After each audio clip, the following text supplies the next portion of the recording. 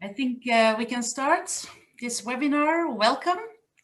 Welcome all. Welcome to the annual Open Markets Committee, our annual get-together of AIB and RECS International, of the issuing bodies for GEOs and the participants of the GEO market. So thank you for spending time with us today. It's wonderful to see that we have over 150 participants registered. However, I see that the attendees are not yet all there. But even if you are remotely interested in guarantees of origin in Europe or in energy attribute certificates, you have come to the right place, as we have some interesting topics on the agenda. It is an agenda that AIB and RECS have jointly put together. I am co-hosting this with Adam White, who you all know. He is the director of RECS International, where he leads on research and advocacy to support the development and implementation of national and European legislation on GEOs. Adam also supports RECS International's members and other stakeholders to engage in renewable energy markets. Adam, welcome to host this with me. Thanks very much, Lisbeth. Yeah, it's been great putting this together again. It's a shame we can't see each other in person like we did last year in Luxembourg, and because of that we have a slightly shorter agenda, but I think we have some great topics to go over and some great speakers, so we're really looking forward to it. Thanks to all the RECS International members who've joined, and also to obviously all the AIB issuing body representatives. It's great to have this connection between market participants and system operators, and we're looking forward to the next couple of hours. Yeah, indeed.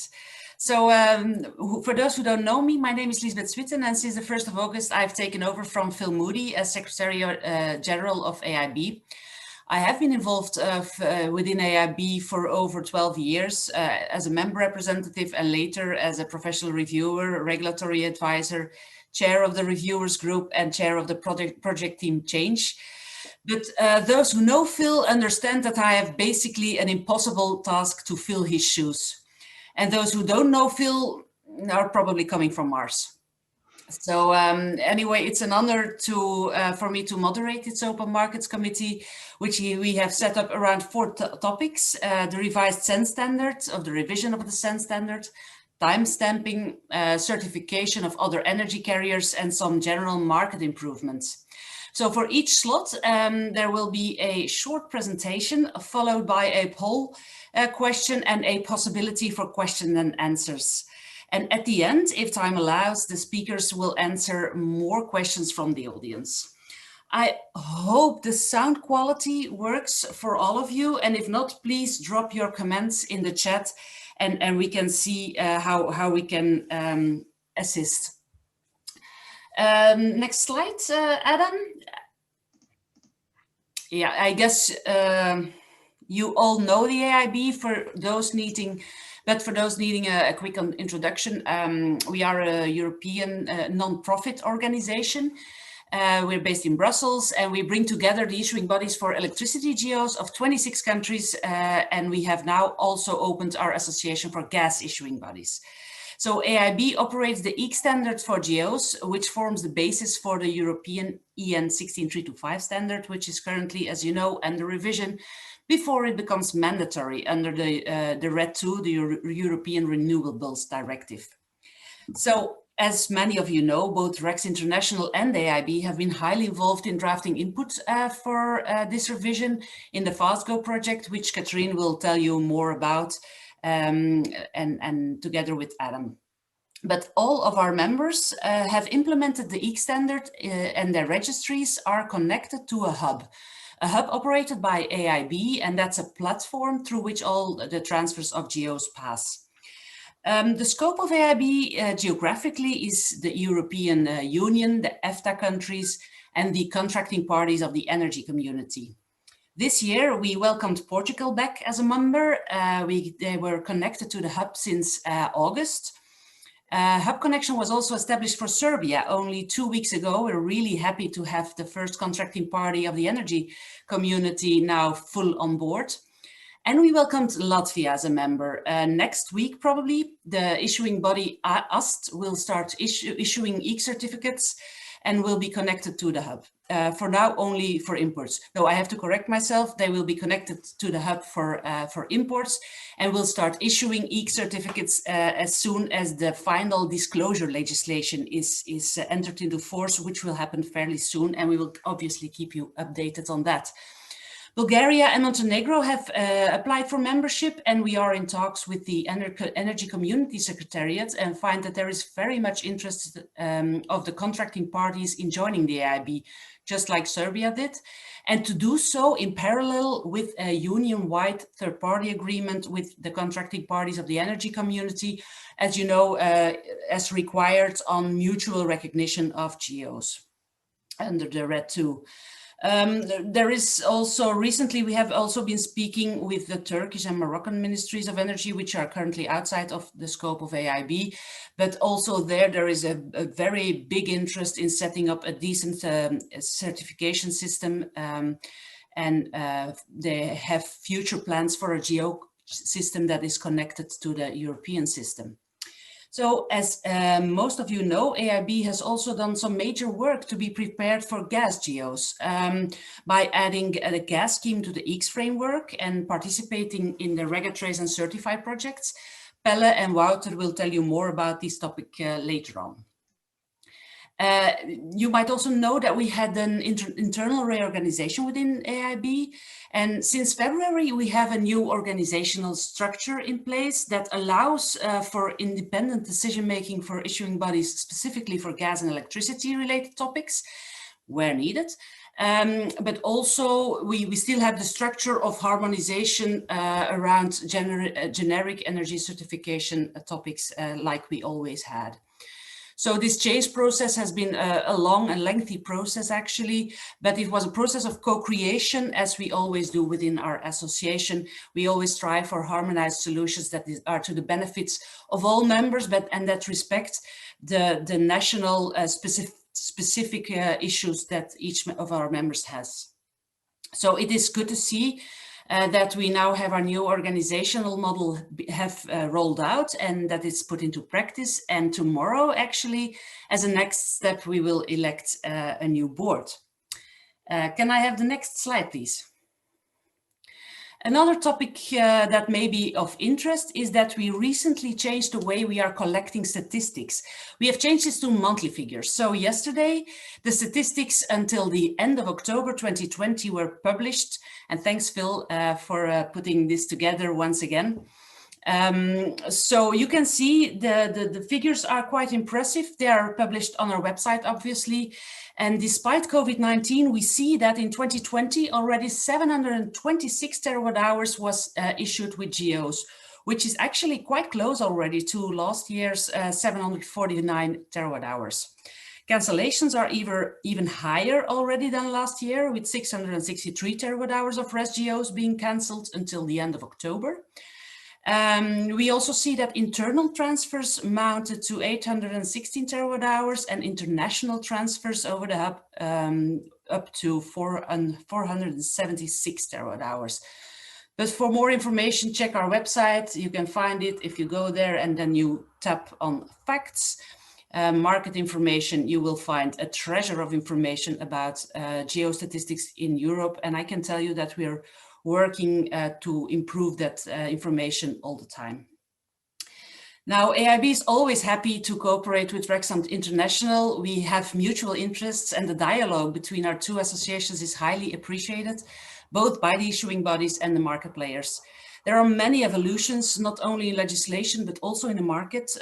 Things like hourly matching, for instance, which Tom and Ilona will elaborate on. And as with all things, there is always room for improvement, and Jared will elaborate on some trends and aspirations. But first, I would like to thank Phil. As you know, AIB's founding father has retired as Secretary General, so Phil has contributed greatly in setting up the European GEO system. Since 2001, he was our Secretary General, and AIB was actually formed after a successful test of a voluntary certificate, the RECS certificate system, which proved the viability of international energy certificate systems. So this developed into the EEC standard as we know it today. And with this forms also the basis of the actual SEN standard. I don't tell you a secret if I say that Phil is widely respected by all stakeholders in the geo sector, always open to answer questions, offering suggestions for improvement, keen on developing and fine-tuning the geo system as a whole. Obviously, within AIB, we're really grateful for all these efforts over all this time. And even after he left this summer, he showed his vision within the FastGo work. For instance, in the layout of a future vision for an IT system. Now, as COVID-19 has prevented us from hosting a decent party yet, we have launched a farewell newsletter specially for him, to which many of those present today have already contributed. So for 20 weeks, Phil now receives video messages from all over Europe with personal thank you messages. And I think Jared wants to add a message to that. You know Jared Brzezowski as the leading expert on the attribute tracking systems such as the United States REC, European GEOs, and the global IREC international REC standard. Jared has played a leading role in the development and the growth of the GEO system over the past 12 years through his work with RECS International. Jared? A lot, Lisbeth, I appreciate it. So I won't take very long, but indeed, I've been in the industry now for longer than a decade, and that whole time period, Phil has been a little bit in the background as well, of course. So not a little bit in the background, very much so. So I've got a lot to thank for the experiences from Phil and learning from him over these many years. And I just want to take a quick moment to thank Phil for all of his efforts and all of his times over the last time period. Working with RECS International through many different, now many different Secretary Generals, many different board members as well. So on behalf of RECS International, definitely a big thanks to Phil for all of your time, all of your effort, and all of your support over the last 20 years within the AIB. RECS International will be providing you, Phil, with a small gift. So please make some room in your house because it's going to take up some space. No, kidding, it won't take up too much space, but just expect that after Corona has subsided a little bit. Thanks a lot. Thanks, Jared. Let's now launch our discussions. Next slide. So before that, let me say that if you have questions, please put them in the chat and say who it is directed to. We'll already try to answer as many of them as possible, as we have obviously limited time today.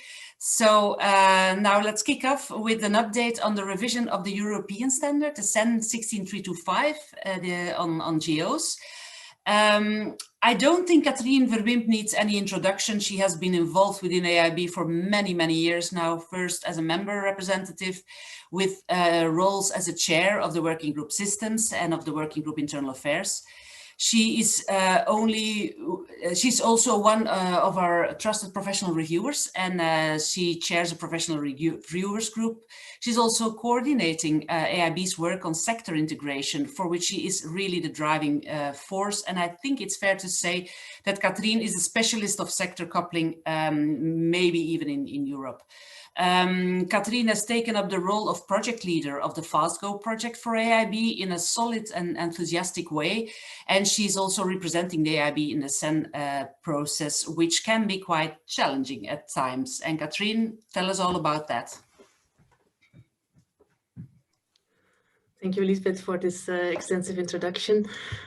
And yeah, telling you all in 5 minutes may be a bit challenging, but I tried to capture the headlines and also a little bit for the background for those who are not following all of that exhaustive or extensive process that's ongoing. So thanks.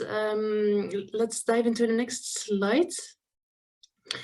The SEN standard revision, why is it so important overall? It originates with the Renewable Energy Directive having a statement saying that member states and designated competent bodies shall ensure that the requirements they impose on their guarantees of origin systems comply with the standard EN 16325. And this standard needs to be transposed. Our member states, this Renewable Energy Directive needs to be transposed by 30th of June 2021. What is this standard about? It's a standard on guarantees of origin related to energy. That's what it says in its title. It has been drafted in 2013 and had a minor update in 2015. But a revision was opened this year in February.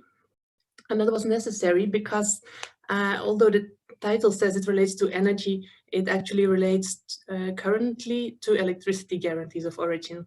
So it does need an upgrade to multiple energy carriers as the Renewable Energy Directive does. It needs to include also guarantees of origin for gas, including hydrogen and heating and cooling. It also needs a bit more updates towards the Renewable Energy Directive and integrate improvements from practice, as the EECS rules also did over time. And as Lisbeth already pointed out, the SEN standard originally was already built upon the EECS rules. Phil was one of the co-drafters of the original version of the SEN standard. This revision is ongoing in SEN-SENELEC in Joint Technical Committee 14, Working Group 5. And it's also sponsored by Joint Technical Committee 6 on Hydrogen and Energy Systems. But this Working Group 5 in SEN-SENELEC is looking at the revision. And how is that structured? That working group doesn't have any decision power, but it provides recommendations to the national standardization committees who eventually will be voting on this. So the text that will be recommended by Working Group 5 is eventually the text that will, through the Joint Technical Committee 14, be circulated for voting by all national standardization committees. And those then are influenced by their experts and contributing parties, their members, who jointly, depending on the member state, decides what their country's vote will be. Further, how is Working Group 5 structured? There is a plenary meeting of this Working Group 5 that phrases the recommendations. It tries to do so in consensus, which proves to be extremely challenging. It contains subgroups, a generic subgroup for the generic part of the standard, and a subgroup for electricity, for gas, for hydrogen, and for heating and cooling. And then there is the steering group containing the chairs of each subgroup, 2 members of the SEN Secretariat, the convener being Daniel Paul from Bertelgats, and myself. I'm also invited in the steering group on behalf of FastGo, as I'm the project leader of FastGo. So where does then FastGo come in? FastGo is a project. It's a 1-year service contract with DG NR from the European Commission. We lead it with AIB, but we are supported strongly by the organizations that you see in the logo in the middle of the lower part of the screen. And it consists of 6 task packages, of which 2 relates to coming to a support for this SEN process with a text proposal. FastGo provided a text proposal for this standard. You'll find it on the link on your screen on the right side. On 8th of July, after broad sector-wide consultation, we provided also consultation reports and arguments. And the headlines of this proposal is basically base also the future version of the standard on the EECS rules, though keep the operational details flexibly adaptable between issuing bodies. So ensure the main reliability principles to be installed so that all geosystems have the same quality level, but allow operational details to be just maintained at the national level between issuing bodies bilaterally and through a coordination like organizations as AIB. Just like the EECS rules, it proposes the generic guarantee of origin system for all energy carriers, which is, Pelle will also explain later why it's so relevant, energy carrier conversion being the main driver for that. But it does also provide room, a few pages per energy carrier, with a section per energy carrier that allows for the details for electricity, for gas, for hydrogen, and for heating and cooling to be their own, to have their own identity. It extends the definition of disclosure, being the purpose of guarantees of origin, beyond licensed electricity suppliers. It allows other parties and suppliers to participate in the concept of claiming the origin of renewable energy, also of non-renewable energy. And it allows an issuing body at import to ask for a geo scheme assessment of the originating country.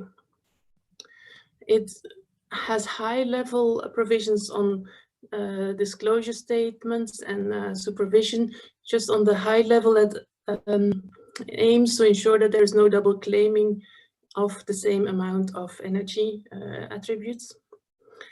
And in the same level of consumer trust, also there, the perimeter for geo issuing and for disclosure of the attributes should be the same.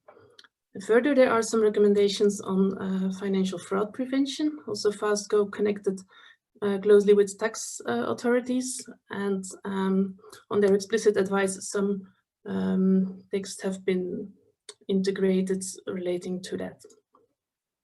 Next slide, please. So people might ask, what is the future role of the RECS rules when CEN standard is there? Is there still work left?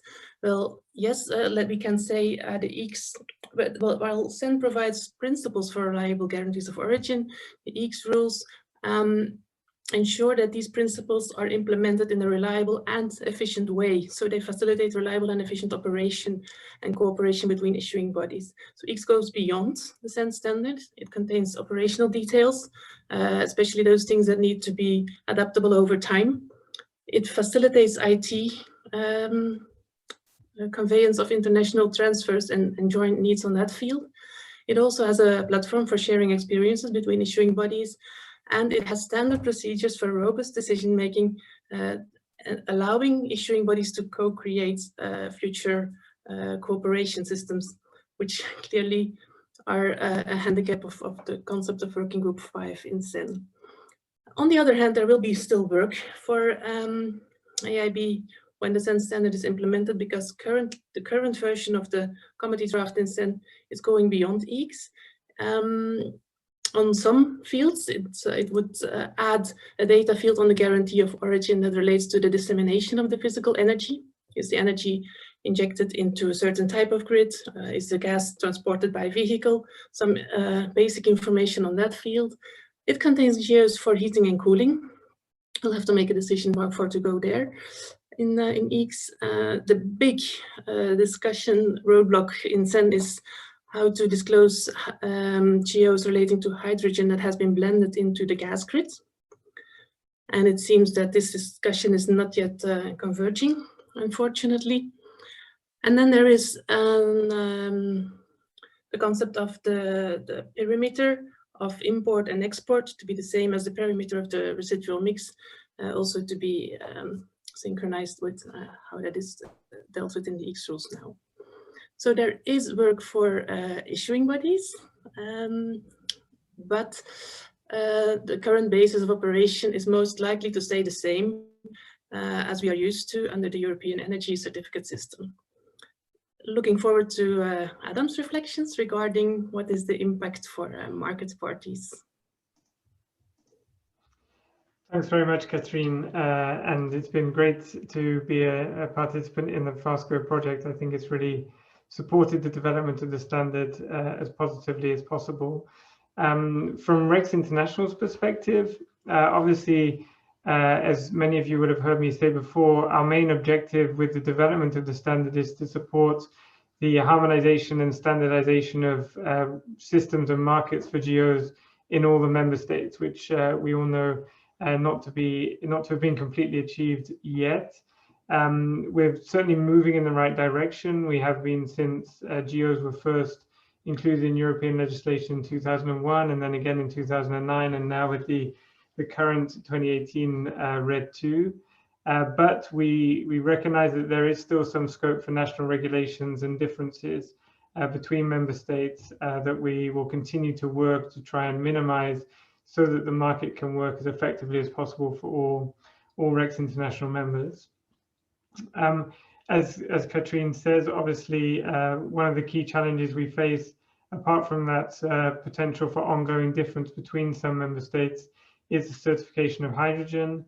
That's not historically been a speciality of RECS International. Obviously, we've focused on electricity geos, but it's something we are engaged with and trying to ensure that as an effective a solution is found as possible, so that the standard as a whole can move forward and hopefully be put into place in time for the end of the implementation period for RED 2, which is obviously the end of June 2021, so the end of June next year. Another point on which RECS International engaged heavily and was something of a challenge on the electricity side was how to manage the certification of electricity which may not be injected into the kind of wider public grids that exist. And there was some debate over how best to do this, both within FASCO and then within the CEN electricity working group as a whole. And the conclusion we came to, which we hope is one that can work for everybody, is to include a label on the certificate denoting the dissemination level of the electricity. So that's currently included in the draft standard as an annex. And we hope that that moves forward with the rest of the standard and gets some support from national committees. We've also historically supported the ability for non-suppliers to cancel GOs for clients in all countries, which is not necessarily going to be achieved through this standard. We understand that there's some potential fraud concerns around that, but it's something that we know is important to RECS International members, particularly those who support clients in a lot of different countries, to be able to really enable them to use GOs as effectively and efficiently as possible. So that's something we will continue to engage with the AIB on. And obviously, finally, it would be remiss of me not to say that our overarching goal is to ensure that there's consumer trust in the GO markets and systems. We think that a robust standard can really help to achieve that. And the really driving reason for having that trust is to ensure that we can get more and more demand for GOs, and that demand can support the rollout of more renewable energy and the acceleration of the energy transition. So that's really the basis on which we engage with this standardization process as a whole. So with thanks to Katrine for her presentation and for the ongoing collaboration between RECS and AIB on the standard, we now propose to ask you a poll question, which I will put on the screen, but also try to launch in Zoom as well. So if you give me a moment, can you all see this poll on your screens? Yes, perfect. Okay, so panelists as well have the right to answer. You can see what do you consider a priority regarding the revision of the CEN standard EN 16325?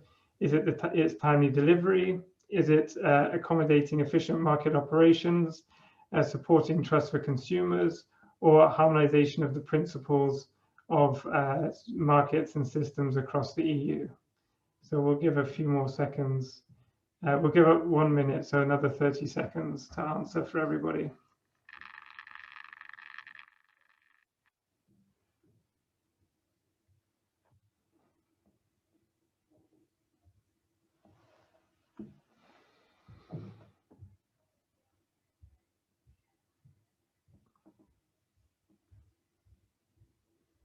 Okay, great. So everyone who wants to answer seems to have answered, and we can see that there's a clear support for harmonizing the principles, which we also agree with, obviously, and trust for consumers. So thank you very much for that clear answer.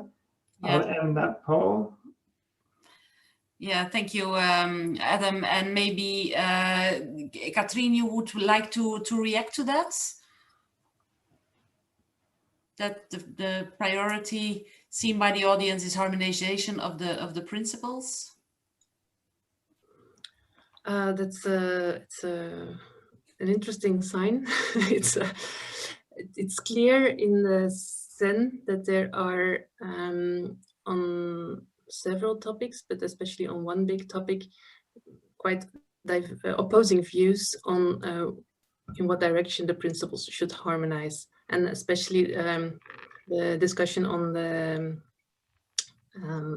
details of blending hydrogen into the gas grid seems to illustrate this. Actually, the problem there is that this discussion also relates to the design of the future green gas market and the greening of the gas grid.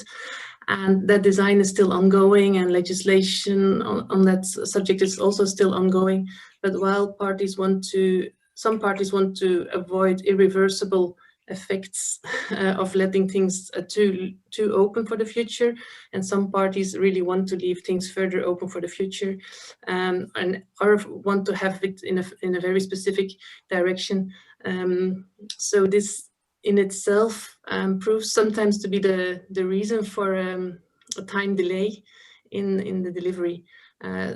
Especially this specific topic has made it that harsh that several of the monthly plenary meetings in Working Group 5 have been fully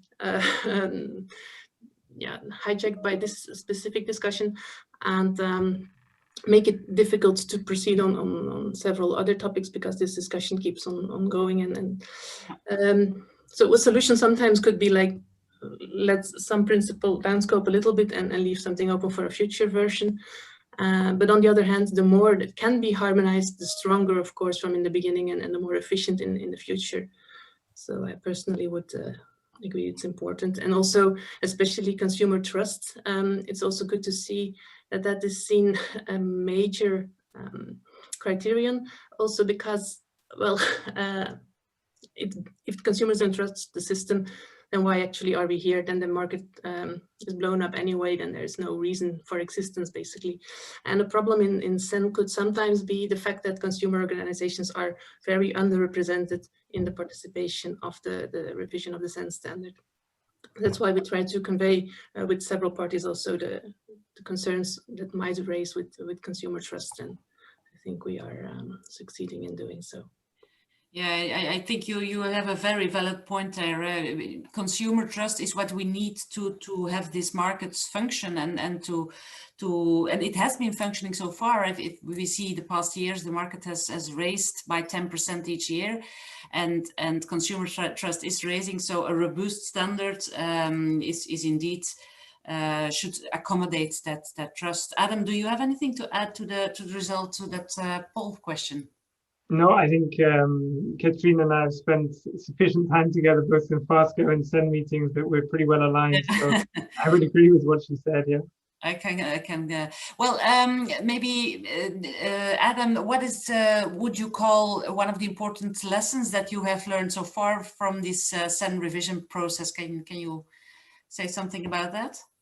Yeah, I think the thing that I learned this having been the first time I've worked on a SEN standard of any sort is that you can't put all your eggs in one basket, and that the work will continue kind of on an ongoing basis to make these markets as effective as possible, because you know, the standard itself leaves some space for, as we said, some national difference, and that's kind of an ongoing process to try and achieve perfection, I guess, and that's never kind of a goal that you reach. So yeah, the thing I learned is that we'll be working on this for a long time, and I look forward to doing that work, because I believe strongly in the capacity of these markets to drive the energy transition.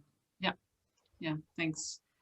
As I see no other questions in the chat, and I don't think there are any, no, in the Q&A as well. I invite all participants to please launch your questions you should have to Katrine or Adam, if that wasn't clear. But I think then we can move.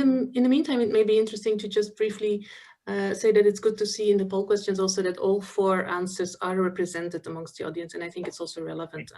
The timely delivery is also a definite concern of quite a lot of countries, especially those who have to implement it.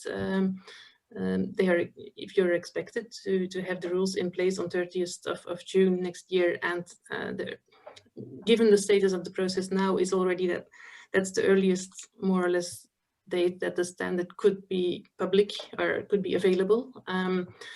So yeah, I do understand that raises some concern. It kind of already obliges countries to bring the implementation of the standard to secondary legislation level, like in primary legislation, just phrase something like GOs in our country shall be compatible with the SEN standard, and then delegate the responsibility for making it compatible with the SEN standard to another level of legislation or another organ Yeah. in the country. So that is definitely an aspect.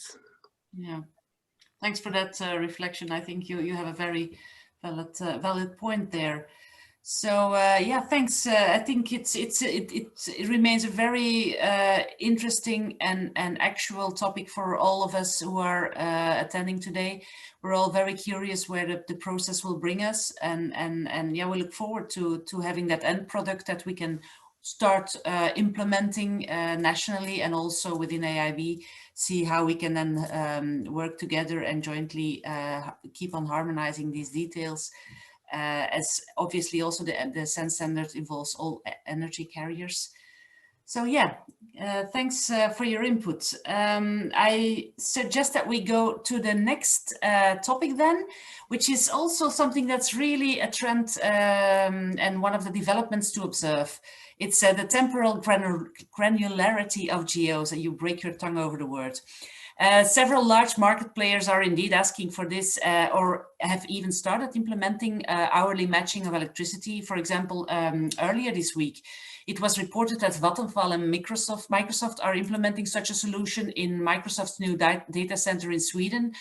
Also, the Danish issuing transmission system operators EnergyNet has implemented a pilot system of GGOs, granulated GOs, an open source system that's scalable, where end consumers can open up their ledger and check the energy source of the electricity they are consuming. Most of us also know the Energy Tag initiative that has been launched, aiming to standardize such a timestamp internationally. It's a development that's ongoing, that raises a lot of interest, but also raises a lot of concerns. And Tom Lindberg will tell us more. He's the managing director of ECOS and a member of the board of RECS International. We know Tom as a great communicator who always follows up the trends carefully and has a critical mindset and always delivers some on-spot comments to it. So Tom, please give us your views on timestamping. You told me that it involves many partners and covers a lot of ground. I'm interested to hear it.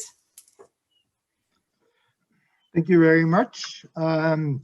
Some of you know me, some of you don't, but I have spent 12, 13 years managing ECOS. ECOS is one of, well, it's been around for the same period of time. It's been a provider of GOs and EACs in Europe and across the globe, using all the accepted, approved standards. Lately, we've been working the last 5, 6, 7 years with a growing number of ambitious corporates, and my views are really my views. It's not necessarily facts, but these are opinions based on the impressions that we've had with a lot of these companies the last few years. So with that backdrop, I want to just touch on 4 points quite quickly. Just about the concepts of matching, timestamping, a little about the market needs, which Lisbeth already briefly touched on, a bit about my view on system implications, what it is not, and then lastly, what we might see as kind of market reactions or concepts at the end of the day. Then going back to point 1, the concepts. As most people know, EACs or guarantees of origin in Europe, they balance around a year on a yearly basis. It means that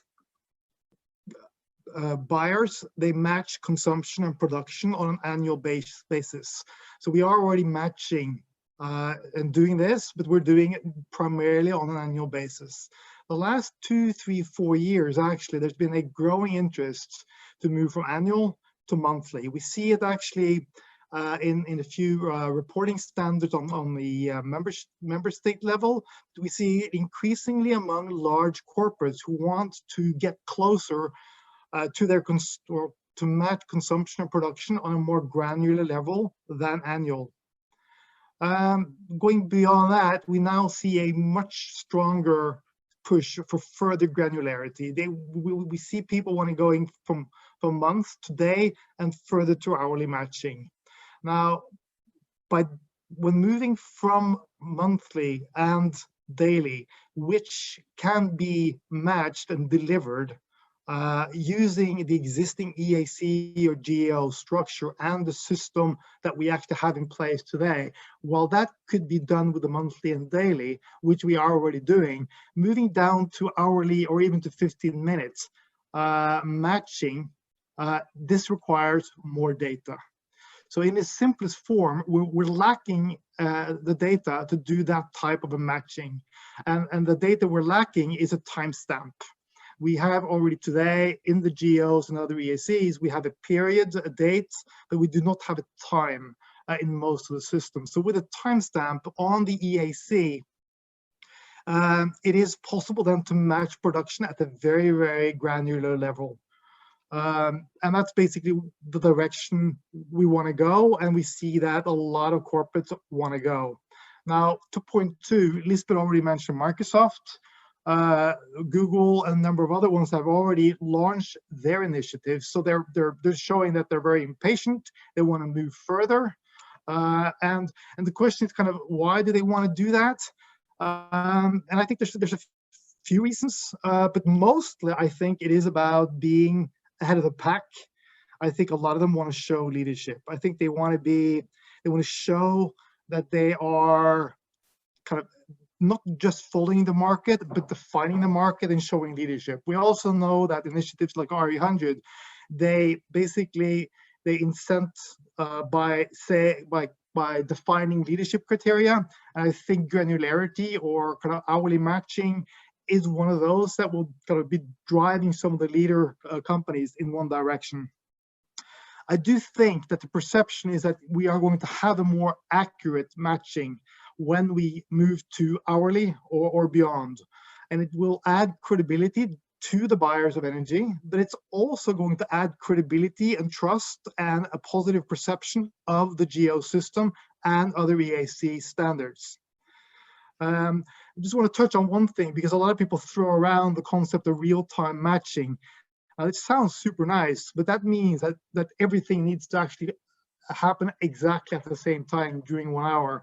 In my world, it's not necessarily what people want, and it's not necessarily necessary to do it either. So you need to issue at a timestamp at an hourly level, but to do the actual matching and report this back to a customer can happen after the fact, actually after a GO is issued. So I think that is probably the way we're going to go, and I do not necessarily believe that everybody's willing to take the resources or bring the resources on board to do real-time matching.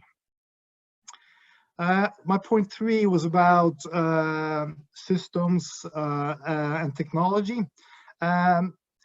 It is always a lot of discussions about, well, the GO system or the EAC is built on old platforms, old technology. Well, to be honest, it really isn't the fact. I think this is partly kind of technology agnostic. It can be used, new technologies like blockchain can be used if it works, but also traditional IT technology can easily deliver this if we choose the right technology to do this. One thing which I do think is underestimated is not necessarily the actual technology platform, but the actual capacity of storing GOs at a single GO level instead of in bundles. Now, also the transfer of every single GO as a separate entity instead of in bundles is going to put a lot of pressure on some of the existing systems if that is the way we go. That would entail using the GO as a carrier of the timestamp, which is an option. It's not the only option, but it is an option. The last thing I wanted to just mention is from a market provider's perspective, what we are going to see is when a market window shrinks, we all know that creates less room for products to fit. Now, a consumption profile that fits into a month is smaller, and the production volumes that fit this profile is less. Moving to daily and to hourly will make these windows much smaller. It means that there will be much more volatility, especially since the production profiles going in are variable. They're coming from renewable sources, and we do not really it's difficult to predict the actual production volume from wind and solar. So we're going to have a lot more volatility in those very shrunk market windows. Volatility increases risk, and risk increases, or at least creates, volatile pricing. So volatile pricing is probably going to what we're going to see, but also higher pricing. So we will see a completely different price picture in this type of a world, and not everybody will be very comfortable in that world if that risk isn't managed. So we're going to look at more complex, more admin, and more complex reporting to make this a kind of viable option, at least for the very ambitious corporates who choose to go this far. That's pretty much what I wanted to say in this round. Okay. Questions later would be okay. Yeah, thanks, Tom. Highly interesting. Now I give the floor to Ilona Bruns, who is since July this year, she's the head of CertiQ, the Dutch issuing body and long-standing member of the AIB. Ilona comes from an accounting background and has joined the regulatory affairs unit of the Dutch TSO Tenet before following in the footsteps of Jan Vorink and Jan van der Lee, to name but a few. CertiQ has already some practice with regards to time stamping. So Ilona, please tell us more. Thank you, Lisbeth. First, we don't have many experience with timestamping, to correct you. We are participating in the Energy Tech initiative. And as if Tom already explained the principles of timestamping, I want to first go with you back to last Friday to the Dutch newspapers. And what they heading were like, I read it in front of me, green electricity isn't always green. Another one was part of energy suppliers continues with greenwashing, politics must intervene. And they're all referring to the GO system, and in their view, the system don't work correctly. And I'm very against this view because this system does actually work really great. But in the past, there's explicitly chosen for a European system. And so we may use each other GOs. And of course, electrons and molecules do not stop at borders, and the GO system is part of it. So yeah, we have to think international, and therefore the system is good.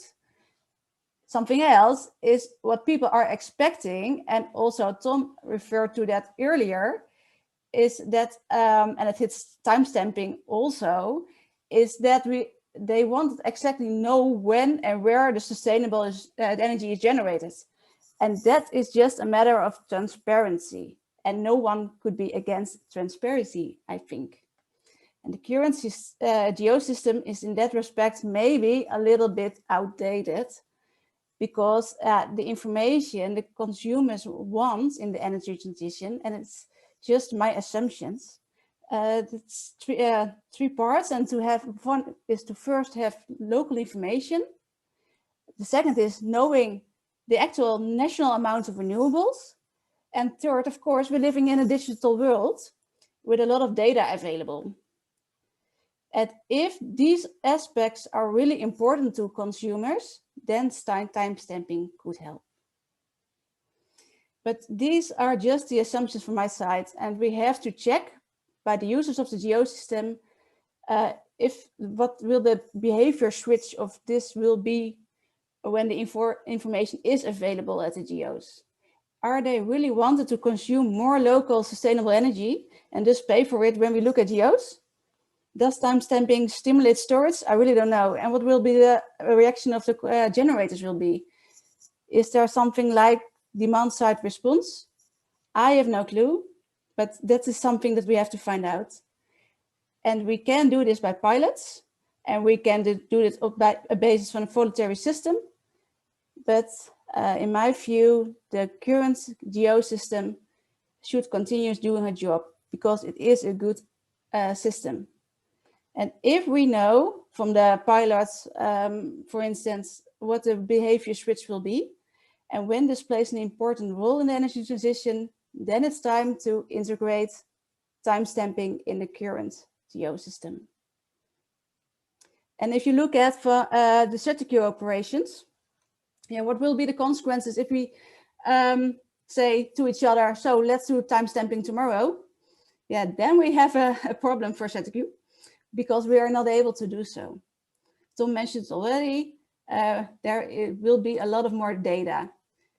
We have to prepare ourselves for that because the biggest challenge is to handle with this continuous stream of data. The metering data will be now at least 700 times more than nowadays. And that's quite a challenge, and not only for us. So in my opinion, we have to try, of course, but also to get clear what the behavior of the consumer will be. And we also have to be keen to have a really roll-out phase so every party can prepare itself for the new situation when timestamping is in place. So that's mainly my vision about timestamping.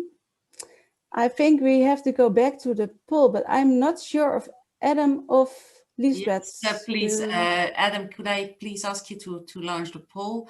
It's certainly that this timestamping is still in its early stages, and in order to achieve temporal granularity, what do you think as the audience? Should a timestamp come in the form of an optional data field on the GO, a mandatory field on the GO, maybe as a separate certificate, implying cancellation of the GO, obviously?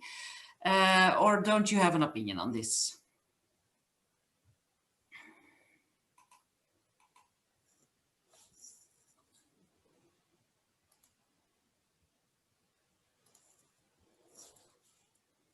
And Adam, can you keep us updated on the answers, as I don't see these?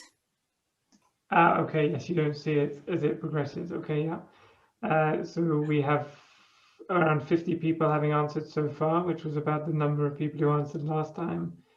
We can probably leave it open for another 5 or 6 seconds. Okay, I'll close the poll now and share the results. Okay, there's a clear majority, or no, well, yes, a clear preference for the timestamp to be an optional field on the GO. Who of the panelists wants to reply to that? Ilona, Tom? Tom, maybe? All right. I'm kind of happy to see that. In my world, since we are already doing matching using the GOs on a monthly and daily basis, and this works quite well, I would prefer, and I'm not saying it's possible, I'm not taking into account technical challenges, but I think it makes more sense to use the existing infrastructure we spent 20 years in building, and to enhance this infrastructure and the GO standard with this type of a timestamp. I think is good for the standard, but I also think is good from a kind of investment point of view, and it's good for the customers. So whether it's optional or mandatory, well, I think in the sense standard, I was hoping that there would be a mandatory field, but there would be an option whether each country was able or willing to fill it and use it. But getting the field actually in the standard would have been super good. Yeah. Thanks for that view. There's also quite some opinions and questions coming in.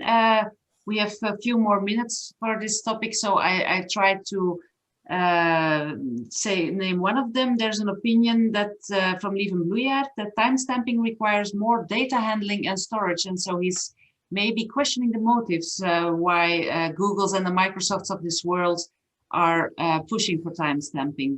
It's a thought indeed. And then Rudolf Schedden from Comerc reacts, supporting Tom that indeed increased granularity might lead to losing credibility and use the geos. So this is too early. Rudolf thinks it's fine-tuning measure, but the market is not mature yet. And then the next step is indeed to support the demand side by lobbying for full disclosure. It's indeed an opinion to consider. Maybe a question. How do you integrate the application of storage into timestamping? Are there scientific studies on how important timestamping actually is for consumers? So far, I'm not really aware of such scientific studies. Maybe Tom, you have really dived into the matter. Can you? I'm not going to say I'm an expert in this, but I think this is what I would think, that these type of questions are probably the ones which the new initiative Energy Tag is trying to handle. And I think Energy Tag is an initiative where a number of the same people on this call probably is involved. And it's basically gathering about 150, 170 interested parties from all over the globe, corporates, issuing bodies, technology companies. And I think these type of companies are exactly the ones that we need to handle and to answer when trying to establish this type of timestamp standard. So I think for me, it's a bit early. I'm not really in place to have such a strong opinion about this. Okay. Then there is indeed a very valid question. How do you see the hourly or 15-minute production periods working with the 1 megawatt-hour size of geos? Yeah, it's a question indeed. If you work with a large hydro, this might maybe work, but it's not obviously not something to match with all energy sources. Do any of the speakers have an opinion on that? How do you see the hourly or 15-minute production periods working with the 1 megawatt-hour size of geos? Also quite a challenge, of course, because when we get over to kilowatt hours, yeah, then again more data is involved in this. Yeah. Exactly. Well, there's two ways to do it. One is that you actually break up the megawatt hour into smaller pieces like a kilowatt hour, or the principle is basically that you have a very small asset producing very little energy, that you will basically just count until you actually have a megawatt hour, and then you stamp it. And if that takes longer than an hour, then it takes longer than an hour. And I know my solar panels on my house, it will take more than an hour to generate a GEO. So I mean, that's still an option. You don't get hourly stamping or time stamping on an hourly basis if you don't produce it. Yeah, exactly. So yeah, again, timestamping is a trend to observe. The developments are ongoing, and I'm sure that we will hear quite a lot about this in the future. Let's not forget that we're talking about very conscious consumers, and market systems that are highly evaluated yet, whereas in some parts the geo system is only started. So it also involves the risk of creating a big divergence in the geo market, and that must also not be forgotten. I think we can go to the next slot and then take some more questions on this highly interested topic later on. The poll results can be closed, I think, Adam. So, as I mentioned earlier, AIB is now welcoming the issuing bodies for gas geos. We have a gas scheme group set up, which has already met 6 times this year. And I'm really happy to have Pelle Derevecki joining us for explaining the work within AIB. Pelle holds a master's degree in organic chemistry, and he works for the Swedish Energy Agency, Energimyndigheten. He was one of the first to join AIB's meetings about gas, and he has shown a deep knowledge on gas and a very valuable representative in this respect. Afterwards, I will give the floor to Wouter van Hout. Wouter is a commercial engineer by background with a master in financial management. Wouter is a director within Inicio, a strategy consultancy in sustainable energy and transport, which is running a hydrogen competence center for over 12 years. Wouter coordinates the multi-stakeholder certify project since 2014. And this has achieved a widespread consensus on a definition of green hydrogen, and is now in the third phase with EU-wide implementation. Wouter will talk a bit more about that later. He's also currently the chair of the AIB gas scheme group. But first I give the floor to Pelle. Pelle, please, could you tell us some more about the work we have done within AIB on the certification of other energy carriers? Thank you. Thank you, Lisbeth. Can you hear me? I hope you can hear me good. Yes, thank you, Lisbeth, for introducing me, and thank you for being able to speak here in this open market committee. As Lisbeth said, I have been from the start of gas scheme group, joined the gas scheme room in the beginning. But during that time also, as Lisbeth mentioned, the organization AIB has started going through a reorganization to be more future-proof organization, more agile, flexible organization with a little bit faster decision making and moving away the big decisions from the GM meetings to downwards in the organization. This resulted in that the general meetings have moved all decisions to a very strong board with residual powers. And as the scheme groups that have been created for electricity and gas have nowadays their own budget and decide on specifically in subjects related to their area, gas or electricity. Across those gas streams, you have different units: ESE unit, external affair units, in information system unit, and there's an open discussion platform available also for when it's needed.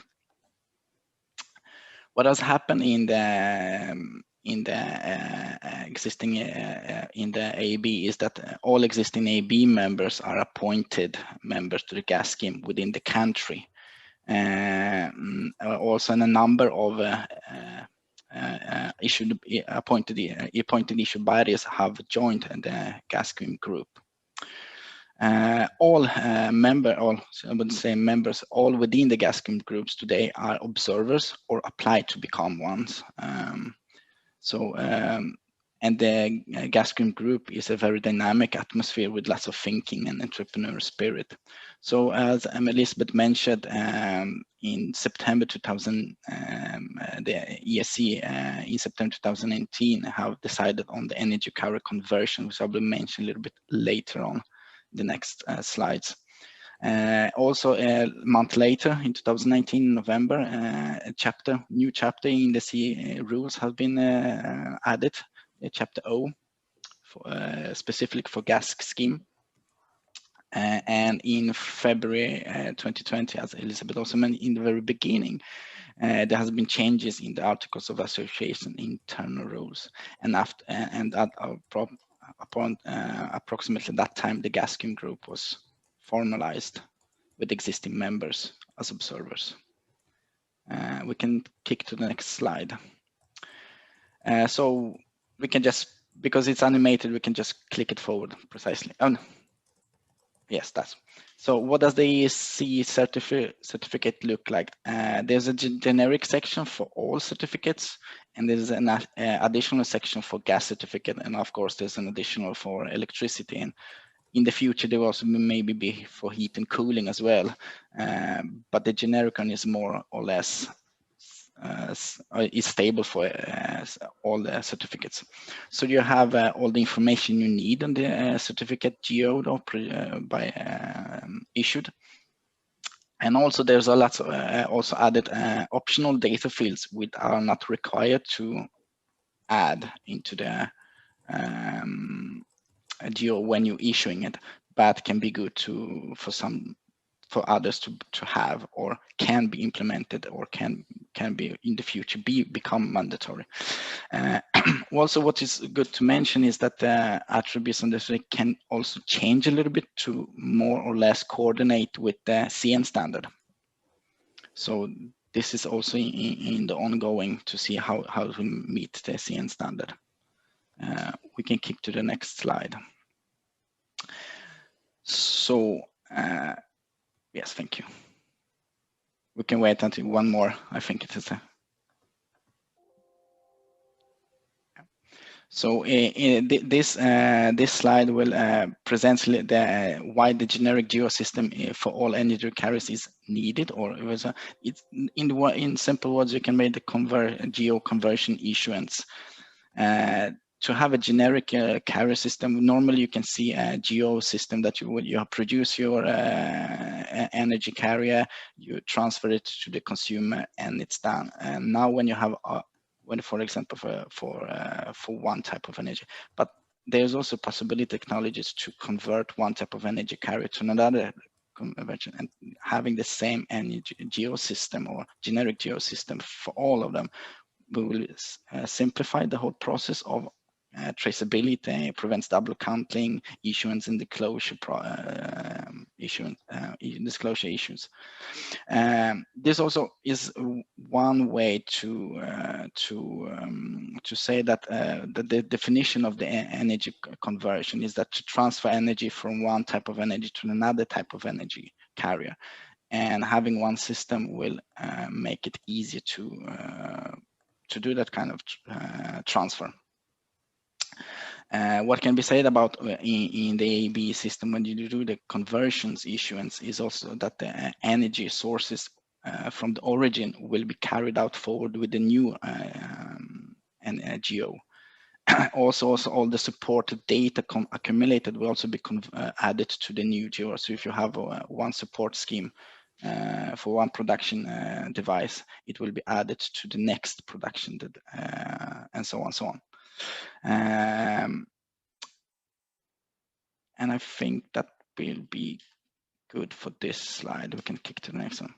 So what's happening in the gas scheme group? What's the work plan? What's the next steps in our so this the gas scheme will continue work on further development, and of course the gas scheme group will add more issuing bodies and more members, and most probably most of the observers will become a full member in the gas scheme group. There's also going to be a process continuing going for the next one for ECC development and fine-tuning implementing the ESC gas scheme. There is a continuous working with Certify and Regitrace. Lots of us in the gas scheme are also involved in the FastGo project, and of course there's also the external representation for AIB gas scheme group also involved. And that's approximately what I had to say. If there's Lisbeth or Katrine have something else to add. No, thank you, Pelle. Indeed, it's we're happy to have the gas scheme group set up with so much active participants, which are both, as you said, existing AIB members and observers. And at present, we're really looking forward to have the first formal applicants to become a member of the EECS gas scheme, and the first EECS gas geos being issued hopefully in the near future. Thanks for that. And Wouter, can you tell us more about the Certify project and hydrogen geos? Okay, thank you very much for giving me the floor. I don't know whether my camera works. It works fine. Yes. Okay, perfect. So maybe some people are wondering what I'm doing around in the AIB gas scheme group. I think the justification is the fact that I've been working on a hydrogen geo scheme back since 2014. We've been working on a program that was financed by the European Commission to develop a hydrogen scheme for renewable and non-renewable hydrogen. And in 2014, of course, there was no mention yet within the RED II that member states would be mandated to issue geos for hydrogen at a local level. Now that the RED II comes into play, we would really like to share all of the knowledge that we gathered so far, and bring in that knowledge within the AIB's gas scheme group. Next to that, I think the first phases of the project have been focusing a lot on the regulatory framework. The second phase has focused a lot on the measurement techniques into the hydrogen industry, which is a non-regulated industry. So it's very different than the electricity or the gas world, which is regulated and where are typically third-party independent metering devices available from gas TSOs or DSOs.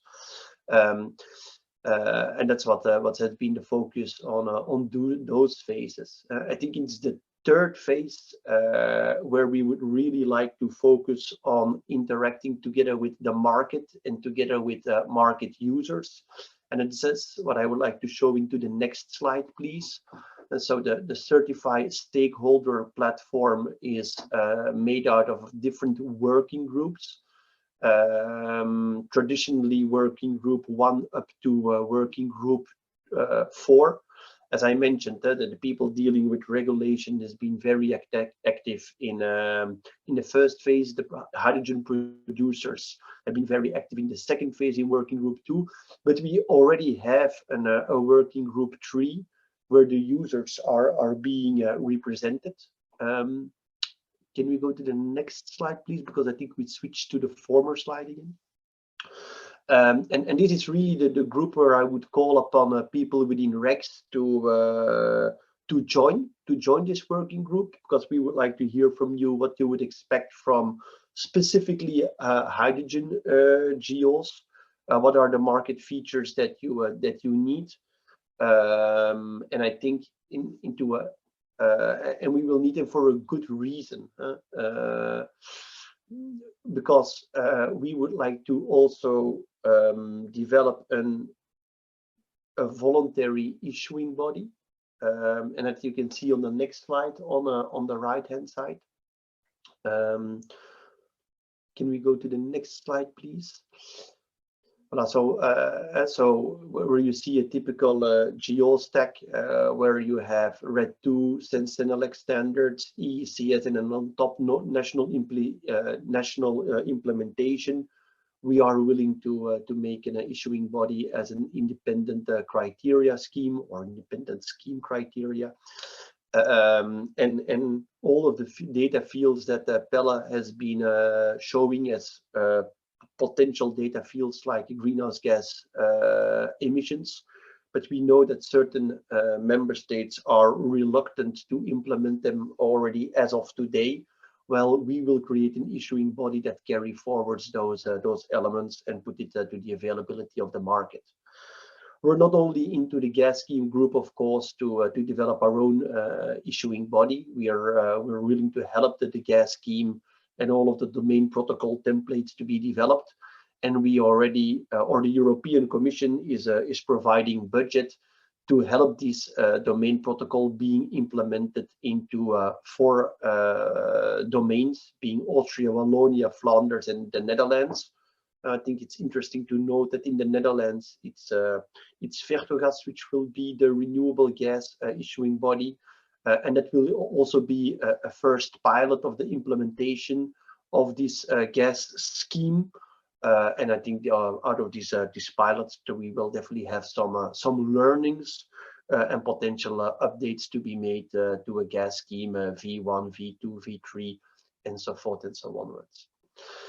Last but not least, I would like to say that hydrogen certification is not only taking up by the European Commission at the European level, but it's also being taken up at the international level, where the Clean Energy Ministerial and IPHE, which is a government-to-government association, has already a task force to establish a worldwide hydrogen certification standard.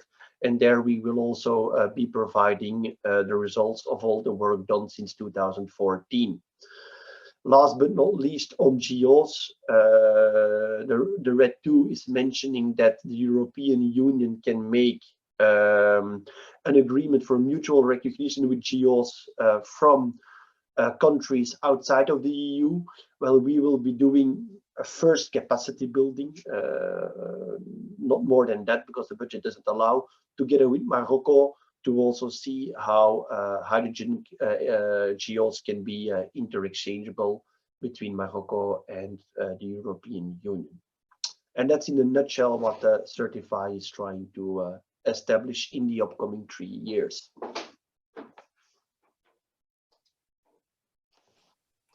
Okay, thank you, Wouter, for that. Thank you. We have interesting developments going on, and yeah, we're really looking forward to that. I would like to raise the following poll question. What actions should be prioritized to support the further development of markets for GEOs for gaseous energy carriers? Would that be more market information or transparency, a clearer legislative framework, a joint system coordination by issuing bodies maybe, or something else? Please cast your answers.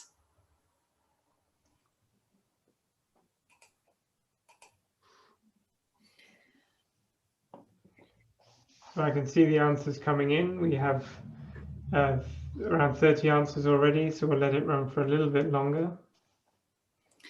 Yeah, it's a topic that for some of the participants may be not so, they may be not really involved in this yet. So as the attendees are mostly in the electricity geo market.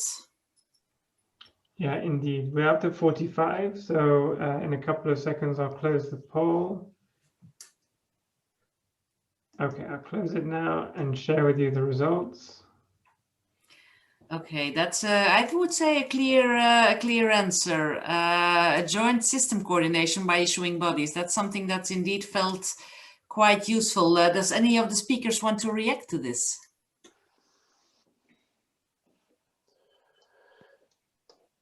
I can react. I think it's a really clear message that we have a coordination between different issuing bodies and within the, maybe even within the same country, but also within the whole European Union. And that is a little bit also connected to a clearer legislative framework to understand the different issuing bodies and how they work. So I think it's very clear how we should proceed. I'd like to add to that. I think right now, especially when we have a look at biomethane GEOs, which have been implemented a little bit on an ad hoc basis into various member states, we see that there's a real issue on cross-border trade, because depending on the domain, the definition of the biomethane GEO is not the same. And I really think that the new SEN standard should provide part of the solutions. Everything that we're going to do into the gas scheme is going to allow for one further level of harmonization. And I think the way that the AIB has been set up together with its AIB hub is a great way to coordinate amongst issuing bodies. Yeah, and if I can add to that, indeed, we are faced with a situation where not every country will have the same issuing body for gas GEOs as for electricity GEOs. Currently, there are 6 of our members who have been appointed also as issuing body for gas. It's Austria, Flanders, Wallonia, Estonia, Portugal, and Italy. But in those countries where there are separate issuing bodies, obviously within AIB, we are striving for the best possible cooperation. We're also in close dialogue and cooperation with the ERGAR, because we also see that the need that there is a harmonized approach and that there is coordination between issuing bodies. So yeah, that's really something from the AIB side that we value a lot, and for which we have also launched a program internally, the sector integration program, which will also focus on that. So we have a clear strategy to work towards this joint GEO system that will also relieve our own members from burdens that may come with the fact that there would be separate issuing bodies for separate energy carriers. I think maybe we can close this topic for now. Please feel free. Sorry? Could I just add that Sorry. in the framework of our cooperation with different parties in the field, we have a good forum in AIB, a very strong forum in AIB, and as Pelle mentioned, it's a very dynamic group, the gas scheme group. But apart from that, we acknowledge that there's also a lot of dialogue ongoing on gas certificate development outside of AIB, and we also follow that up. We follow up the prime movers group on gas geos from NSOG and GIE, the gas infrastructure providers. And we have also very close cooperation with ERCAR. In several projects we work together, and our dialogue is intensifying. We are seeing that each has its own strengths and that there is a lot of benefit in cooperation. And that it goes very, very well to cooperate. Also, the Certify project in which we are engaged, as Wouter already mentioned, shows that everybody has its own strengths, and that, yeah, just complementing the strengths together in a strong cooperation really will be the driver for a future system on gas certification. Yeah, thanks for that addition, Katrien. Yeah, you're spot on with that, obviously. So we were going to move to the next topic, but should you have questions or discussion topics you want to be touched upon after by our speakers, we have a slot of Q&A after the next speakers, and we are really welcoming all your questions or opinions. Please raise them in the chat or in the Q&A tab, and we'll get back to you after the next speaker, which is Jared. He will give some suggestions for general market improvements, some requests from the market. So Jared, the floor is yours. Thanks, Lisbeth. I appreciate the opportunity to speak. I heard some hesitation maybe in your voice, Lisbeth, because you know, when market players start coming with requests, they're not always easy to fulfill, but I think a lot of the times we know some of them are more challenging to fulfill. We know that some are outside of the control of the AIB, that some are considered legislative barriers, some are policy barriers, some are IT barriers. There's all different types of barriers, and we recognize that not all of them are under the control of the AIB. That said, the AIB is kind of the gateway for market players to reach out and at least express these problems. Now, we can do that with national governments, and we do, but we know that the real opportunity for getting this solved is with your members, the issuing bodies, but also, of course, with just more general communication around these topics. So I think a lot of these have been on the table for many, many years, even sometimes, but I think that doesn't make them any less important, and that doesn't mean that we should take them off of the list.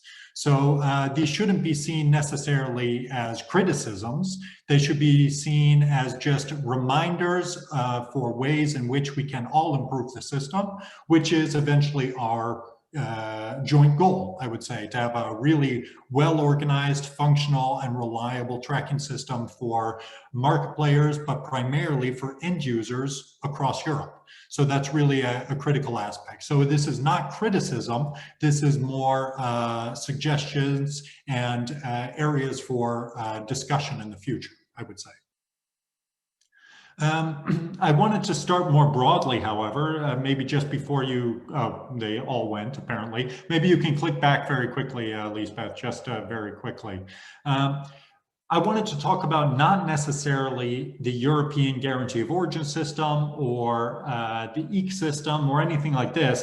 I want to talk about what makes a good tracking system. Now, there's Guarantee of Origin type tracking systems all over the world, as Lisbeth mentioned. There's the European Guarantee of Origin system, there's the US RECS system, there's the International RECS standard, and really it comes down to these are all doing the same general function in a slightly different way. But what we've been able to see, especially market players more so than market facilitators, have been able to see is the unique ways these have been implemented around the world. Now, one thing that I think AIB members have to realize is AIB members are focused primarily on their national implementation and to some degree on European implementation, but to a very, very little degree with implementation around the world.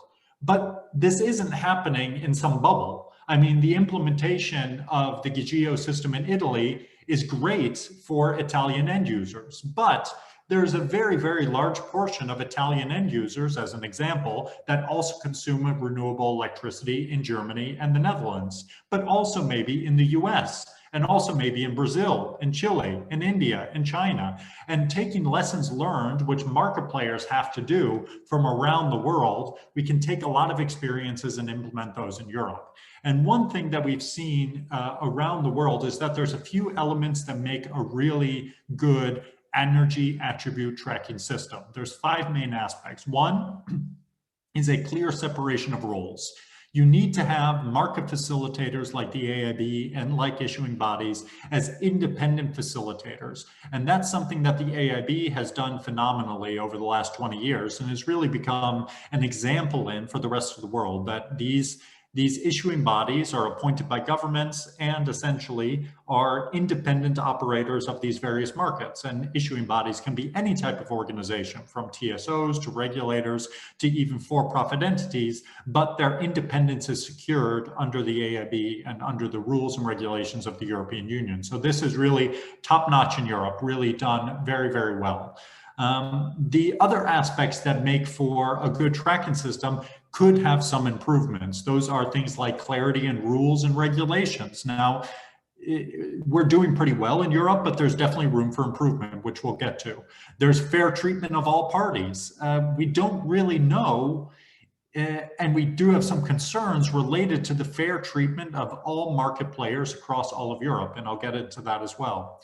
There is responsive and knowledgeable market support. Now, responsive and knowledgeable market support, some issuing bodies have really responsive, really supportive staff, others don't.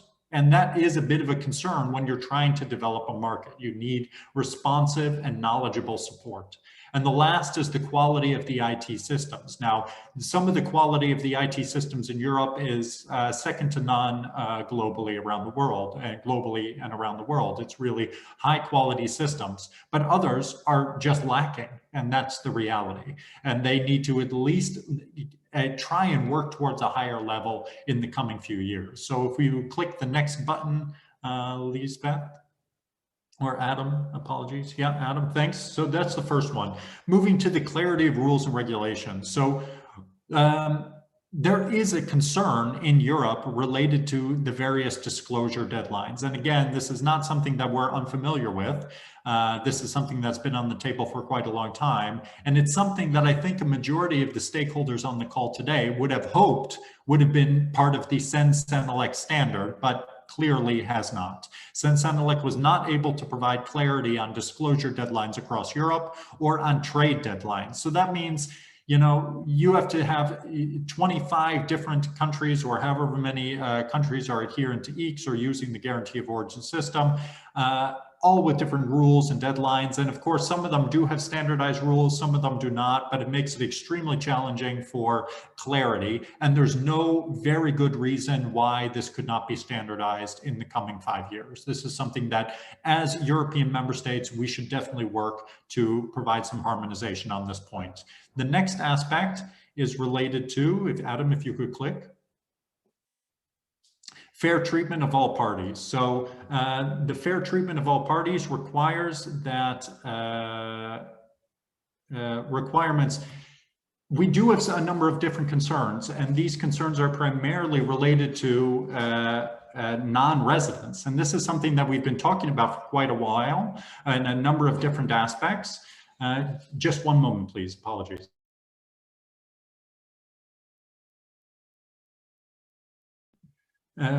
So thank you for that. Apologies for that. But a number of different problems are related to the non-residents being able to hold accounts. This is something that we've talked about in Europe for quite a while, in a number of different member states as well, including in the Netherlands, for example, where I'm based. It was well known that only local parties could open accounts. And to be quite honest, this is Europe in 2020. There shouldn't be any barriers to, based upon where you are registered, to where you are able to register your specific accounts. You should be able to register accounts across Europe without having to be a resident of that country. And potentially an even larger concerns is that in some markets, only certain entities can trade GOs. GOs are made to be mechanisms for proving claims to end users. And a number of markets, and primarily Germany is the largest concern, but there are other concerns as well, where you have to be a specific part of the physical electricity market, a registered supply company, to be able to redeem GOs on behalf of clients. And that is extremely challenging in some cases. Next slide. Is responsive and knowledgeable market support. So there is the concept of providing more centralized support, and this is something that we are interested in looking into with the AIB. When a market player calls an issuing body or sends an email to an issuing body, they should be able to get timely and responsive support, but that is not always the case. Some of the issuing bodies are slow to respond, or they respond sometimes with different information at different times. And this is a location where we could definitely try to improve in the coming time period, in the coming few years. After that, there was also the idea of having statistical improvements, as mentioned under FASCO, and this is something that we can look into as well moving forward. Next is the quality of IT systems. And this is probably the largest area where improvement is possible among the issuing bodies, because oftentimes this is not a policy concern. This is not a policy concern. This is more of just an IT quality concern. And the first and most logical issue is being able to amend your own data, your own rights, and making sure that your commodities, your products, your assets on the registry are safe. And there's been a number of concerns represented from a number of market players that the registry quality varies significantly. And one aspect is with large batches. We've seen that large batches of transfers or movements of certificates in some registries can essentially freeze the system. It takes a long time to process, is extremely slow. There's no reason for this to be necessary in 2020. It's just a matter of improving the IT systems. The other very significant concern is that we have reports from market players that some trades between registries temporarily, I should say temporarily, lose their access to certificates. So these certificates either disappear or are not seen, and they have to contact the registry administrator to be able to retrieve those certificates again. And this is obviously something that is a bare basic fundamental of organizing these markets. We need to have reliable asset transfers and being able to do that in a secure manner. The other thing that we may want to think about is we recognize that it's going to be impossible to have a single European registry like you do for the European emissions trading system, but maybe we can work towards having centralized interfaces.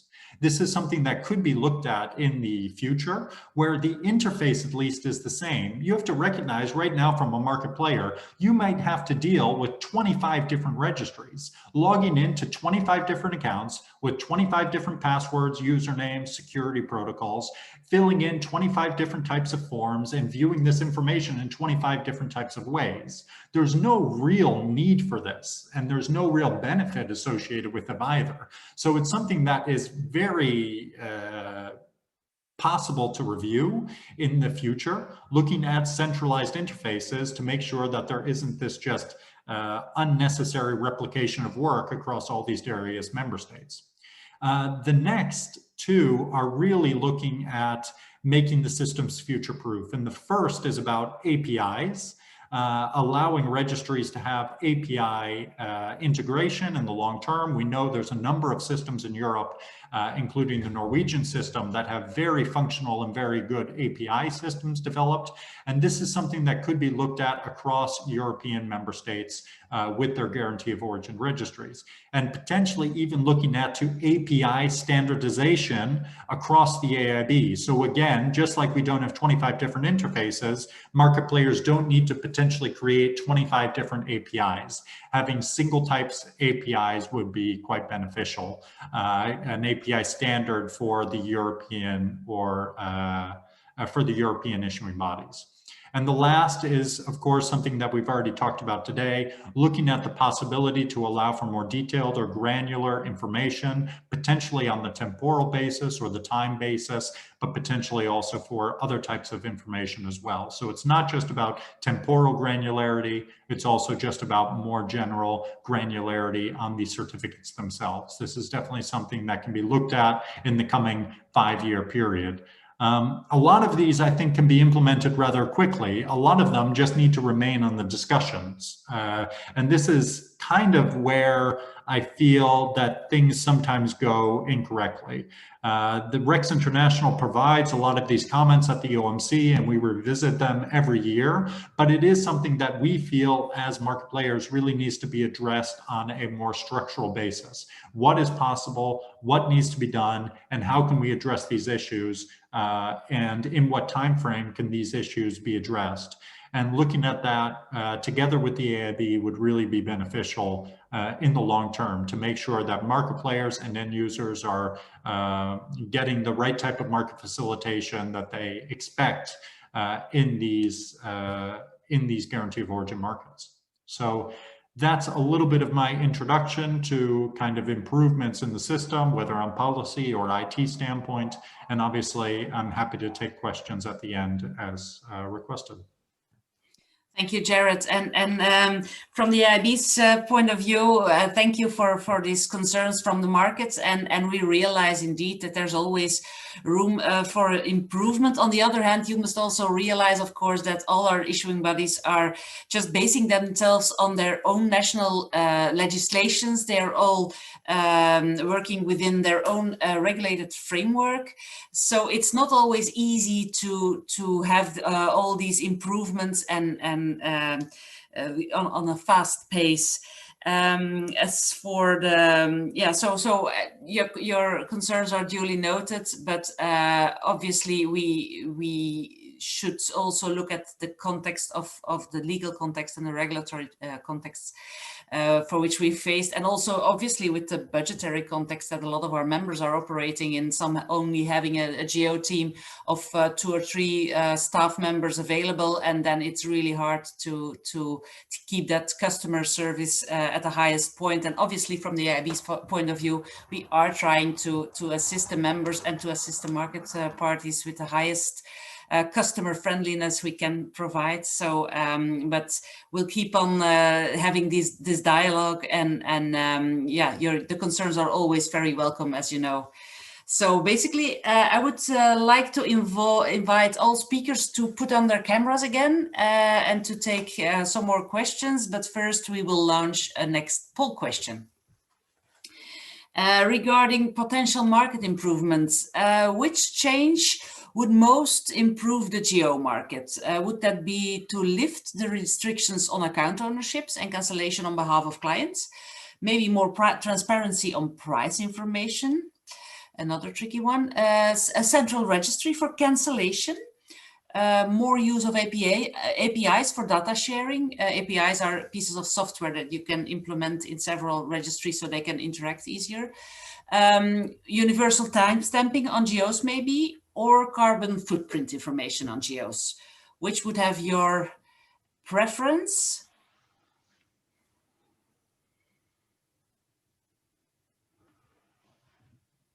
Okay, we see lots of responses coming in, which is great. We're already up to 45 responses. We can give it a bit more time perhaps, because there's a few options to think through.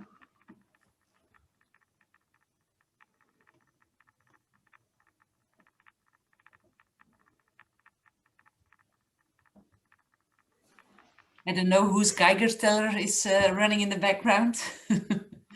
Oh, that might, sorry. That's fine. Just curious. Okay, so we seem to have all the answers, so I'll end the poll and share the results. Okay, that's an interesting one, to which I think many of our speakers will want to react. So we see a preference for lifting the restrictions on account ownership and cancellation on behalf of clients. Yeah, this is indeed a question that is often asked, but from our point of view, we also think about fraud prevention. And obviously, we are always about maximum fraud prevention, and ownership of the GO is always quite important to us. Maybe, I don't know, somebody else of the speakers would like to react to this most interesting reply. I can react. I'm a market player. This for 10 years. It's really one of the biggest problems in the GO market, and it has not improved at all.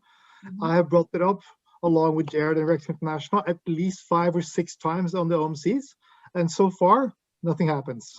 And in the sense standard work, nothing happens. It's still going to be allowed for the countries to decide themselves to lock out parts of the market. So in my view, I'm really happy to see the poll going this way. Katrien, maybe, do you want to reply? Yeah, I was waiting until the unmute button kind of showed itself. I definitely understand concerns of market parties. I also understand views of other parties. There are different parties involved in this aspect here. Some relate to disclosure competent authorities, which set the rules in their countries in such a way that they are able to supervise all the parties who disclose or cancel GOs and match that with their disclosure figures. So that is definitely one element. Account ownership, explicit tracking of the account owner and then linking the account owner with the actual owner of the GOs is indeed something that now pops up in the standard. And it came through the FASTCO advice after explicit request from the tax authorities on VAT fraud monitoring. And they want to, in order to be able to detect the fraudulent parties on the market, they need to be sure, or there needs to be a way to track who has held a GO in its hands, even if it's ex post. And also for the majority of the market parties, the bona fide parties, it is important that parties with tax fraud intentions are detected and kind of blocked from the market, because you can also be involved in VAT fraud carousels without knowing it, and getting a blame on yourselves if being engaged in such transactions. So you have to be very careful who you engage with in itself. So that area, that it's quite a huge work area, the tax fraud prevention area, and especially the billion fraud of the 2008 emission certificate market has really been an illustration of this. So that's an element to take into account there. That being said, it's pretty hard for a standard, or for even a voluntary standard like EECS, and also for a mandatory standard like the SEN standard, to oblige countries to allow all types of parties. What such standards can do is facilitate all kinds of parties. But if a country explicitly determines in its national legislation narrowing down the rules, then it's pretty hard to enforce them through such a standard to do otherwise. Note that the mandate for organizing the GO systems in Europe explicitly is given to the national legislation.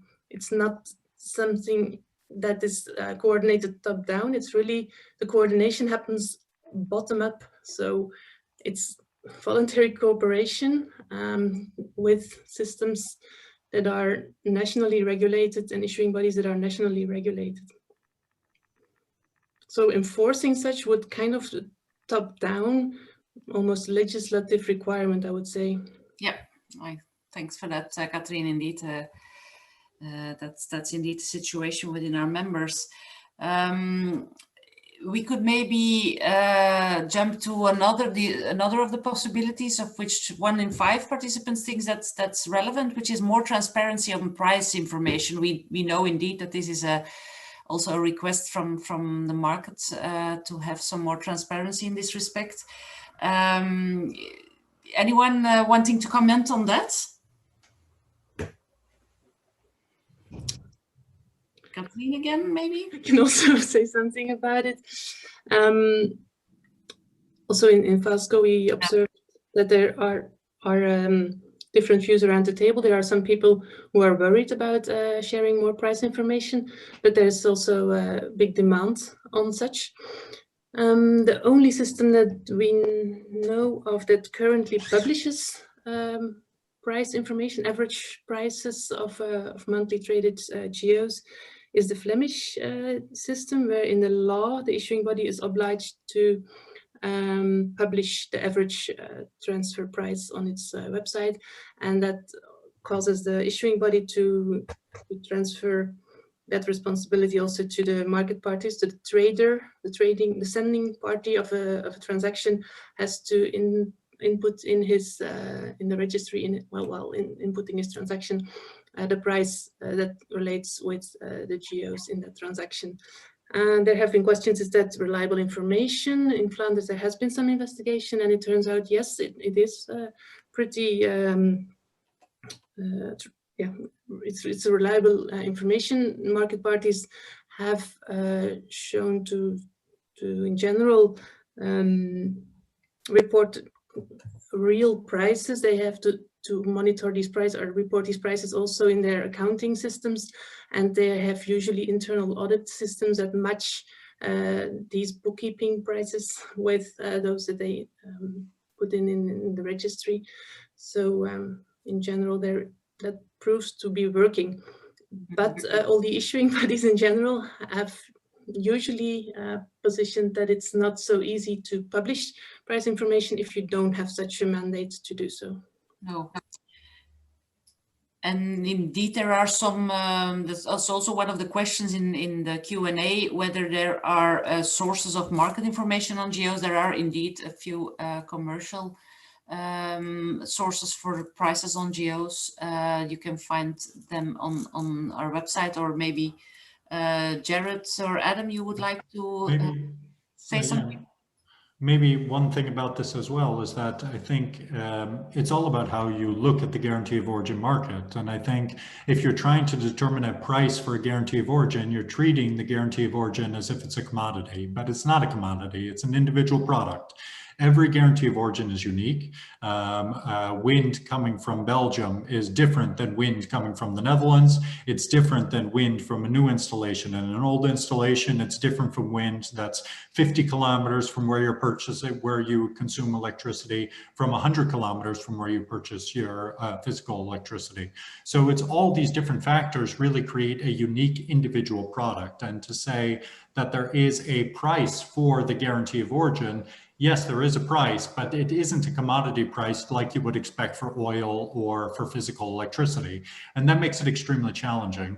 And the other challenge, I think, as well, is with long-term agreements. I mean, a lot of these long-term agreements are paired with physical electricity prices or with other types of sustainability services, and then being able to differentiate the price that is paid specifically for a guarantee of origin in a specific month, in a specific year, over a multi-year agreement is really, really challenging. So the information that you're going to get is always going to be a little bit challenging to receive. That said, there is an interest among market parties as well to have some sort of baseline information. And that's something that a number of market parties are working on. Also for contractual reasons, it's helpful to have a baseline price for the guarantee of origin more generally, but there has to be a recognition among the issuing bodies, but also among market players and also among stakeholders, that price transparency is not the same as it is for example, an EUA. An EUA is the same price across the whole market. That will not be the case for the guarantee of origin. Yeah, I fully second that. And that's also the experience in Flanders, where so far there has been a distinguishment in the prices of the Flemish production GOs and the non-Flemish or all GO prices. And indeed, in some months it shows really a difference between the two, but it would make sense a lot more sense to have that further differentiation. Of course, whenever you make further differentiation, there come up concerns of some market parties who say, yeah, but I'm the only one trading in this specific type of GOs and I want to keep confidentiality on what I'm doing. So there has always to be some balancing out of that confidentiality preservation and the general transparency, but that's also a feasible thing. I see a reaction in the Q&A that Flemish market prices would be an aggregate of current and historical trades. Well, there is a statistic that shows the aggregate of the current and historic trades, but there's also a statistic where there is the transaction price per month of the actual where the actual transaction took place in that month, and you can simply select the month in which you want to see the transaction. So that information is available per month of transfer, and you can also compare the months with each other. So I'd like to add maybe one thing with regards to hydrogen GOs, which are going to be a completely new thing, and there is no price reference at the moment. It's possible that through this European Commission paid project that an auction could be launched, so that at least a couple of price points will be known to the market, even though we think it's not the role of an issuing body, and there's typically other organizations along the value chain which could provide those services.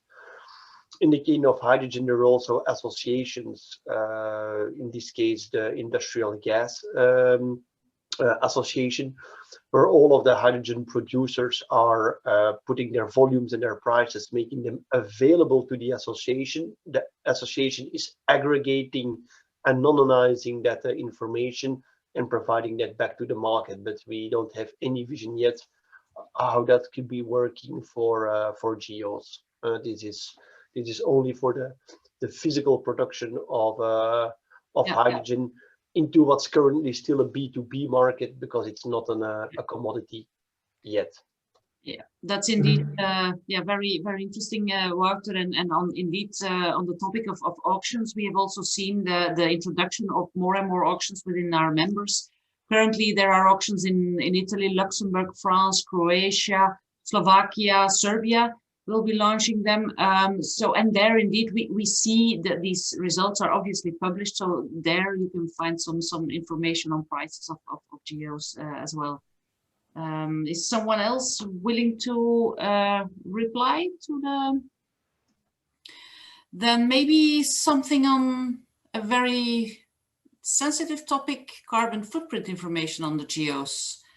Who would like to say something about that? Katrien and Adam, what are the plans within CEN on that respect? Adam, you go, or should I report something? Yeah, you go first, and I'll add to what you say if need be. In CEN, this is also one topic where there are very opposing views. There is a strong lobby for mentioning carbon footprint information on the GO. Especially the strongest lobby is in the hydrogen sector, where there is also a big share of hydrogen that is non-renewable, and where the carbon information relating to that hydrogen production is very relevant to bring forward towards the consumers. On the other hand, it is acknowledged that it has been difficult for the issuing bodies to find the harmonized methodology. AIB has been working on this area and put it kind of stopped this work, because after 2 years it proved not to be very feasible in the framework of a few years ago. In a few months, it may change. DG Enner is also reorganizing, is having more dialogue with DG Klima on the interplay of EU ETS and NGOs, and that will make sense. But there is also people asking not to put the information on the GO so far until Europe has provided a harmonized methodology. Indeed, I think it's a very tricky issue. And Adam, maybe you can say briefly something, and then I think we need to move also to the conclusions of this webinar. So Adam, the floor is yours. Yeah, I mean, obviously, I agree with what Katrien said, and having said that, it is something that we remain interested in, because as you all have heard from Jared and I many times, the key value of the guarantee of origin is the information it can provide to consumers. This is a piece of information that many consumers are obviously interested in, particularly when differentiating between biomass used for electricity generation, for example, and the potential carbon footprint of that, as compared to wind or solar or other generation types. So recognizing the challenges in actually achieving it in practical terms, it's something that as we say, we remain interested in, because of the value it can provide to consumers. Yeah. If I might, I would like to jump in very quickly. As already mentioned by Katrien, the hydrogen industry has been interested in that for a long time. That's why the Certify program has been looking into greenhouse gas allocation methods, which is the real difficulty to put that data field on a GO, especially when you have multi-input and multi-output plants. Management or allocation methods have to be decided upon. There's many methods possibly, and we have to make a choice. And that's why in the hydrogen world it's been decided that it's going to be developed. It's existing in the Certify program. For various production pathways, greenhouse gas allocation methods do exist. They are published. And whether they will be taken up by governmental issuing bodies or not, Certify is willing, through this independent scheme criteria, to add the data field to the GO. Yeah. And the data and the greenhouse gas allocation methods will be published, available for everybody. And that would be a great step forward, I think, for everyone. Okay, we're nearing the end of this webinar. Concluding, I think we're really living in challenging and interesting times. It will be very interesting to see what CEN has in store for us if it gets adopted in 2021, when it gets adopted, and further ahead, what the impact will be of the revision of the RED II on the geo system, maybe. Certification of other energy carriers will certainly take a flight next year, and there are legislations under development in almost every member state, and in this respect, we'll also see sector integration obviously having a huge impact on the future market. And then there's still evolutions like time stamping on the geos, which need to be observed. I would like to thank all of you for attending this webinar. Adam, do you have to add anything to that? No, just to say thank you so much. There was a bit of panic on our side just beforehand when we were struggling with the polls and some other things. So I'm very glad that it went off smoothly. It's great when these virtual systems can work for us in these difficult times, but obviously we're looking forward to seeing you all in person next year. We hope by this time next year at the very latest that will be possible again. And also just a bit of a plug from our side to invite you all to follow the REC Market Meeting website for the meeting we're planning towards the end of 2021, the 6th and 7th of September in Amsterdam, as usual. So we hope that if not before then, we'll see each other face to face again then, and to thank you all for the great interactions with the polls and all the questions. We could obviously continue this for much longer, which is why we often have some social aspects around the OMC most years, but not this year, but again in the future. No, thank you indeed to all speakers. Thanks for your preparations, for the great interaction. Thanks RECS International for our cooperation. And let's meet in person in 2021. Have a nice rest of the day, all of you. Thank you.